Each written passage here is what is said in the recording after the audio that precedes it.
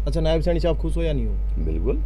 तो फिर आप इंडिया गठबंधन में कैसे हो, उनसे खुश हो? तो ये दोहरी राजनीति कहाँ से चल रही है? देखिए, ये दोहरी राजनीति नहीं है। कहीं इसका चन्नी वाला हल ना करने बीजेपी वाले, तो कम से कम एक प्लेटफॉर्म। आप इतनी नफरत क्यों करते हो? मतलब अब आपका कोई बयान नहीं है, तो एक बयान था आपका, आपने कहा था कि भाई एक परिवार से मुख्यमंत्री बन गए, एक जाति से इतने मुख्यमंत्री बन गए, तो और ये जाटों से नफरत नहीं तो और क्या है? ये क्या है, जातिवाद है या क्या है? नहीं, जाटों से नफरत ही होगी इनडायरेक्टली, ये जैसे हुड्डा साहब कटाक्ष कर रहे हैं। ना बाप को भी उनके तो परिवार में जो दुष्यंत और अभय चौटाला अपने परिवार में नफरत कर रहे, तो फिर मैं जाटों से नफरत थोड़े न कर रहे, भेदभाव से। पहले आपका नाम चला कि कुरुक्षेत्र से आप चुनाव लड़ोगे, वहां से आप भाग गए, अब सोनीपत से नाम चल रहा है। क्या लगता है, ऐसे हुड्डा जी आपके पंजे लगने देंगे? देखिए, सोनीपत से इंडिया गठबंधन में मैंने समर्थन बाद में दिया जी, क्योंकि आप कहीं से चुनाव नहीं लड़ोगे लोकसभा का? नहीं, अगर ये इकट्ठे होंगे तो फिर मैं लड़ सकता हूँ। अगर ये युद्ध लड़ रहे हैं आपसे में, फिर मैं नहीं लड़ूंगा। अच्छा, एक और बड़ा सवाल खड़ा हो गया। नैना चौटाला जी लगातार एक बयान आया, वो कह रहे हैं कि दुष्यंत का विरोध मत करो, जो पीछे गलती हो गई मैं माफी मांगती हूँ। क्या देखिए, माल था इकट्ठा कर लिया, अब माल इतना इकट्ठा कर लिया, अब तो उनके निशान सिंह अपना निशान छोड़ कर भाग गए। उनके जो है ना वहाँ से चेयरमैन बने हुए हैं। एक बार तो ये कहते थे कि भाई मैं बैकवर्ड की आवाज़ उठाता हूँ, और अब जो है राजकुमार सैनी, मतलब बीजेपी के जो मुख्यमंत्री बनाए गए नायब सैनी, उनका मतलब उनका क्यों समर्थन नहीं कर रहे? वो भी तो आपकी कौम से ही है ना। देखिए, सभी आपके दर्शक सुन रहे हैं, ये तो बीजेपी का जैसे ही सोनीपत से सोशल मीडिया में प्रिंस जी आप जैसे लोगों ने आवाज अपनी तरफ से उठाई कि आपका सहारा ढूंढ रही है। इंडिया गठबंधन को आपने समर्थन दे दिया, भूपेंद्र हुड्डा इनडायरेक्टली आपको कह रहे हैं कि मैं जातिवाद की राजनीति नहीं करता, तो आपके ऊपर कटाक्ष कर रहे हैं। ऐसे कैसे स्टेबल हो पाएगा गठबंधन में? देखिए, मुझे यही कहते हुए बहुत मतलब जो है ना, मैं कई बार कुंठित। दोस्तों नमस्कार, इस वक्त आपने देखना शुरू कर दिया है हरियाणा की ताकत से मैं प्रिंस मलिक। आप सभी ने लगातार देखे होंगे चुनावी सर्वे भी अपने चैनल के ऊपर, और आज हमारे साथ राजकुमार सैनी जी मौजूद हैं। बातचीत करते हैं। पहले इनका नाम जो था कुरुक्षेत्र से चला, अब इंडिया गठबंधन में इनकी एंट्री हो चुकी है, और अब देखना ये होगा क्या सोनीपत से ये दाव लगा सकते हैं। बातचीत करते हैं। सबसे पहले स्वागत करते हैं, राम राम जी। हरियाणा की ताकत के सभी दर्शकों को मेरा प्रणाम।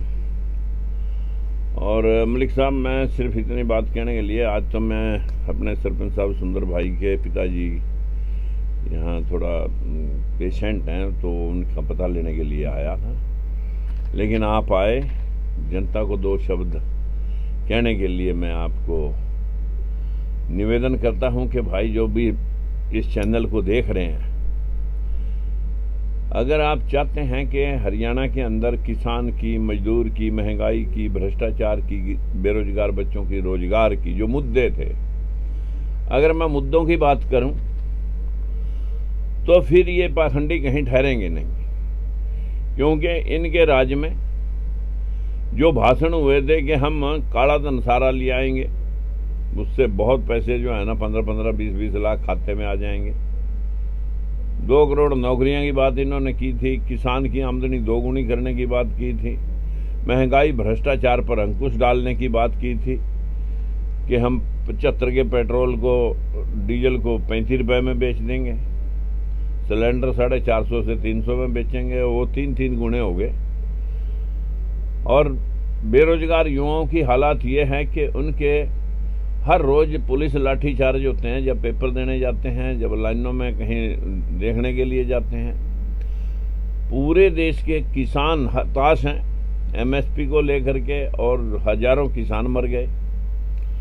अगर हम देखते हैं कि देश के अंदर महंगाई चरम पर है, भ्रष्टाचार चरम पर है, आपने देख लिया है कि जो विपक्ष के लोगों को मिटाना चाहते हैं भ्रष्टाचार के नाम से, और बड़ी बड़ी डिंगे आंकता है कि भ्रष्टाचारी सब कांप रहे हैं, कि जिस दिन सत्ता परिवर्तन हो गया उस दिन ये पाखंडी कहीं खड़े दिखाई नहीं देंगे, क्योंकि इलेक्टोरल बॉन्ड के 8500 करोड़ रुपए इन लोगों ने सभी ईडी और सीबीआई का उनका इस्तेमाल करके, जिस प्रकार से फार्मा इंडस्ट्रीज को, जिस तरह से बाकी की इंडस्ट्री को, कैंसर के दिनों में, उसके कोरोना के दिनों में नकली दवाइयां बिकवा करके, और बहुत सारे लोगों को डरा धमका करके जिस प्रकार की लूटपाट हुई, अब इस लूटपाट का अंत भी आने वाला है। सैनी साहब, आपने अपनी बात रख दी है, कुछ सवाल है वो भी पूछ लेता हूँ मैं। बोलो। पिछली बार आपने गोहाना से चुनाव लड़ा था, अब फिर आप गोहाना के अंदर मौजूद हो, क्या दोबारा से ताल ठोक सकते हो?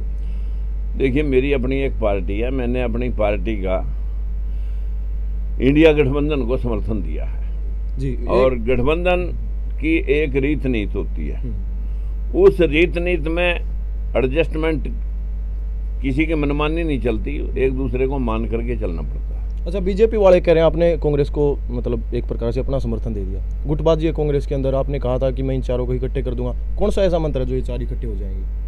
मेरे पास आज भी वो शक्ति है कि मैं चारों को जो है ना इकट्ठे करके जो है ना एकदम से ऐसे है कि 10 की 10 सीटें जीतने का मेरे पास प्लान है। लेकिन अभी जो हमारे हुड्डा कांग्रेस ही हुड्डा, मुझे लगता है कि वही मेरे को लाइक नहीं कर रहा, वही डिसलाइक करता है। मुझे लगता है कि मैंने तो कोई एक शब्द आज तक हुड्डा के खिलाफ कोई ना, मेरे को किसी जाति के ऊपर कोई आरोप लगाया, कोई मैंने कहा पिछले दिनों कि कभी कोई अपशब्द किसी जाति को लेकर के लोगों ने, बीजेपी वाला ने फायदा उठाने के लिए 35-1 चलाया, 34-2 चलाया, लेकिन मेरे मुंह से कोई प्रेस विज्ञप्ति, ऑडियो वीडियो कोई हो तो दिखाओ। लेकिन बदकिस्मती इस बात की है कि कांग्रेस को हम जीवित देखना इसलिए चाहते हैं कि उन्होंने आज राहुल गांधी ने एक उस तबके के लिए आवाज बुलंद की है, कश्मीर, कन्याकुमारी से कश्मीर तक और मणिपुर से महाराष्ट्र तक, जो पूरे सफर के अंदर उन्होंने 6-7 हजार किलोमीटर की यात्रा में जो बोला, सामाजिक न्याय, जातिगत जनगणना, 50% की सीमा हटा के हर जाति को संख्या मुताबिक उनका हिस्सा दिलवाना, चाहे वो रोजगार का हिस्सा है, इंडस्ट्रियल हिस्सा है या आर्थिक सर्वे है। इस बात को लेकर के हजारों दल जो अम्बेडकराइज हैं, फूलेवादी विचारधारा के लोग जो अपने हक के लिए लड़ रहे हैं, मैंने लगभग 100 पार्टियों को इकट्ठा किया और उनको एक ही बात कही कि भाई अब और किसकी इंतजार कर रहे हो आप? अगर कोई बड़ी पार्टी नेशनल इशू को लेकर के आज समझ में उसके आ गया कि जो लोग पीछे रह गए, हम उनको मुख्य धारा में जोड़ करके बराबरी देना चाहते हैं, हम भी वही बात कह रहे हैं। हमारे में कोई ऐसा है नहीं जो नेशनल लेवल पर इकट्ठा कर दे सबको, लेकिन बड़ी पार्टी आज हमारा सहारा ढूंढ रही है, तो हमें आज इकट्ठे होकर के उसको समर्थन कर देना जरूरी है। आपका सहारा ढूंढ रही है, इंडिया गठबंधन को आपने समर्थन दे दिया। भूपेंद्र हुड्डा इनडायरेक्टली आपको कह रहे हैं कि मैं जातिवाद की राजनीति नहीं करता, तो आपके ऊपर कटाक्ष कर रहे हैं, ऐसे कैसे स्टेबल हो पाएगा गठबंधन में? देखिए, मुझे यही कहते हुए बहुत मतलब जो है ना, मैं कई बार कुंठित होता हूँ कि लोग कहते हैं मैं जाति पाति की राजनीति करता नहीं। मेरे सामने है जाति पाति पड़ी है, ये पूरा बैकवर्ड समाज जो अभी हमारा SC-BC समाज है जी, इसकी हिस्सेदारी अभी तक पूरे देश में ये 11% की है। इस 11% के हिस्से को पूरे बैकवर्ड समाज के 55% लोग, यानी अपने से 5वां हिस्सा इन लोगों को मिला अभी तक। ये जाति पाति की वजह से ही भेदभाव हुआ। किसने किया ये जाति? लेकिन मैं ये भेदभाव इसलिए बराबर करने की एक प्रथा आई है कि कांग्रेस ने इतनी बड़ी पार्टी में जो बात कही है सामाजिक न्याय की, तो भरोसा तो कभी ना कभी फिर करके चलना पड़ेगा। अब से पहले किसी पार्टी ने ये बात नहीं उठाई। अच्छा, सोनीपत पहले आपका नाम चला कि कुरुक्षेत्र से आप चुनाव लड़ोगे, वहां से आप भाग गए, अब सोनीपत से नाम चल रहा है, क्या लगता है ऐसे हुड्डा जी आपके पंजे लगने देंगे? देखिए, सोनीपत से इंडिया गठबंधन में मैंने समर्थन बाद में दिया जी, क्योंकि वो सीट पहले इंडिया गठबंधन के केजरीवाल को चली गई।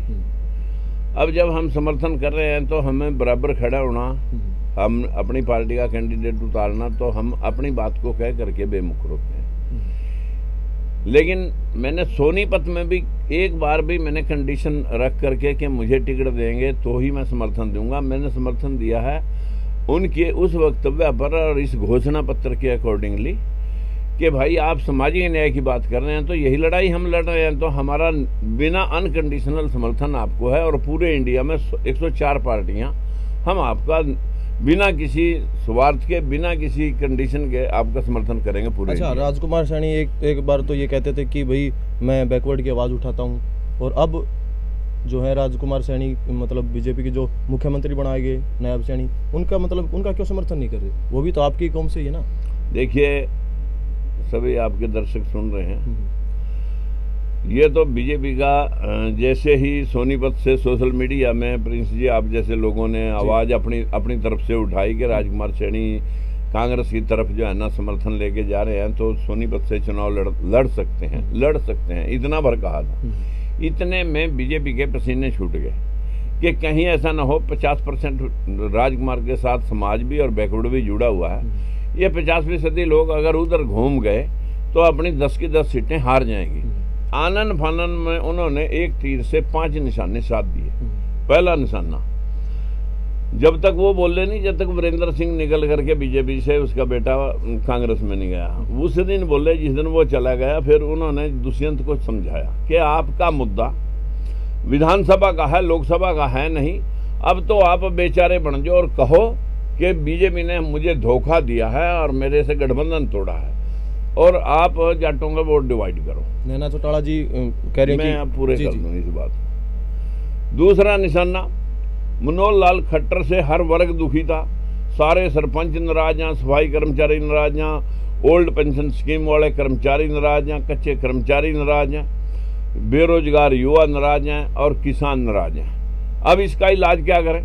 मनोहर लाल खट्टर को जो है अब अगर हटाते उस तरह तो ये आती कि बीजेपी में जो है काम नहीं हुए, लेकिन मनोहर लाल खट्टर को ठीक उसी समय बदल करके उसको करनाल लोकसभा में उतारना और राजकुमार सैनी का इलाज करने के लिए और बैकवर्ड वोट बैंक को साधने के लिए फटाक से उन्होंने राजकुमार सैनी के ही परिवार के साथ रहने वाले लोगों को हमारे ही समाज में मुख्यमंत्री बनाया और ओबीसी वोट को साधने के लिए ये उन्होंने एक गेम खिलाया।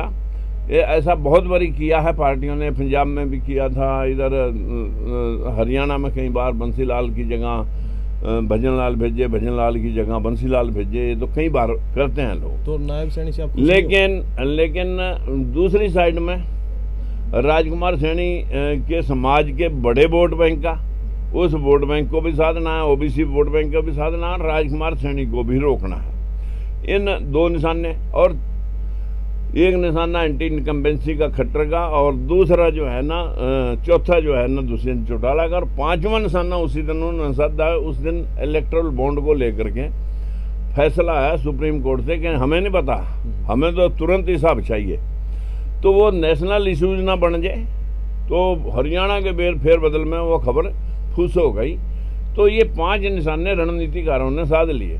लेकिन मैंने नायब सैनी को भी बधाई दी, कल भी दी, उससे पहले भी दी, कि कम से कम एक पार्टी को तो ये समझ में आ चुका है कि बिना ओबीसी के अब सरकार की सत्ता बनाने तक नहीं जा सकते।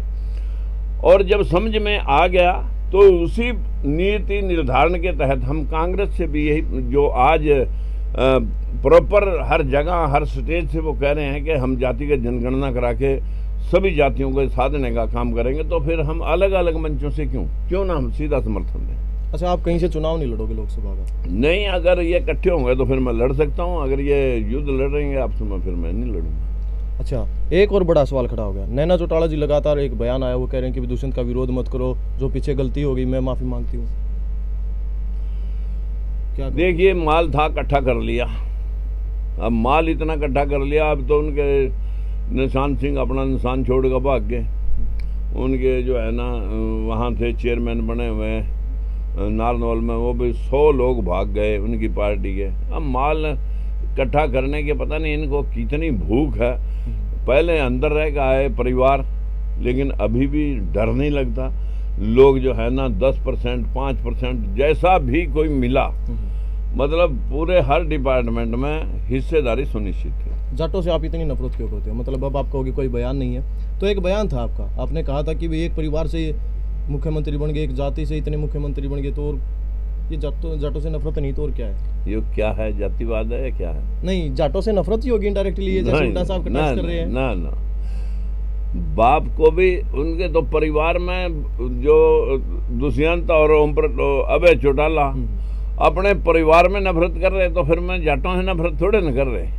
भेदभाव से नफरत करता है। क्या कोई भी। समीकरण देखते हो, अब क्या लगता है आपको? जाति कोई बुरी नहीं है, नहीं आदमी बुरे अच्छे होते हैं। अच्छा, नायब सैनी से आप खुश हो या नहीं हो? बिल्कुल। तो फिर आप इंडिया गठबंधन में कैसे हो, उनसे खुश हो? तो ये तो दोगली राजनीति कहाँ से चल रही है? देखिए, ये दोहरी राजनीति नहीं है। कहीं इसका चन्नी वाला हल ना करने बीजेपी वाले, तो कम से कम एक प्लेटफार्म खाली होगा तो दूसरे पे तो बंदे खड़े हैं। कैलेंडर पे छुटवा दोगे इसका मतलब, अगर ऐसा हुआ तो ऐसा तो बहुत बड़ी किया लोगों ने, कई पार्टियों ने किया। क्या सोनीपत में आप प्रचार करोगे कांग्रेस का? मैं क्यों नहीं करूंगा, मैं पूरे इंडिया में करूंगा। अच्छा, पिछली बार जगबीर मलिक ने मतलब कहा था कि राजकुमार सैनी तो मेरे दोस्त हैं, तो अब की बार क्या लगता है, वो दोस्त फिर से दोस्ती निभाएंगे या क्या करेंगे? हमने आज तक कभी मतलब जो निजी विरोध नहीं किया।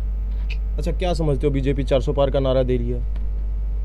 अगर 400 पार बीजेपी ने जीत ली तो अगले बार चुनाव की उम्मीद मत करना, क्योंकि उनका एजेंडा है मनुस्मृति लागू करना, और जिस दिन मनुस्मृति लागू होगी उस दिन आपके हाथ में ये चैनल नहीं होगा, फिर आपको भी नीचे ही बैठना पड़ेगा। फिर तो जो आपको देख रहे हैं उनको अंत में क्या संदेश दोगे? मैं सभी भाइयों से हाथ जोड़ के अपील करता हूँ, मित्रों, पाखंडियों और अंधविश्वासियों को आप एक बार इनको सत्ता से अलग करो, क्योंकि देश में ये पुनः मनुस्मृति लागू करना चाहते हैं, जिसको आप कहते हैं, लोग कहते हैं कि रामराज तो अशोक सम्राट का राज था, जिसमें हर चारों ओर अहिंसा की जगह और हिंसा करने वाले लोगों को स्थान नहीं था, हिंसा का बोलबाला था। रामराज उसको कह सकते हैं जिसमें हर कोई संपन्न था। लेकिन आज जो से इस नकली रामराज की कल्पना कर रहे हैं, उसमें आप नीचे बैठा करते थे, चारपाई पे बराबर बैठ नहीं सकते थे, शिक्षा ले नहीं सकते थे, संपत्ति नाम करा नहीं सकते थे, औरतें पढ़ नहीं सकती थी। और जिसको ये कलयुग बता रहे हैं, इसमें आज हमारी औरतें संविधान पढ़ करके डीसी, कलेक्टर, एसपी और राष्ट्रपति तक जा सकती हैं। अगर आपने वाकई इस देश को रामराज बनाना है तो फिर इस पाखंड को हटाना होगा। जी, बहुत बहुत धन्यवाद। तो दोस्तों, इंटरव्यू आपने देखा है, कमेंट बॉक्स में अपनी राय जरूर बताना। मिलते हैं किसी और वीडियो में, जब तक जय जवान जय किसान जय।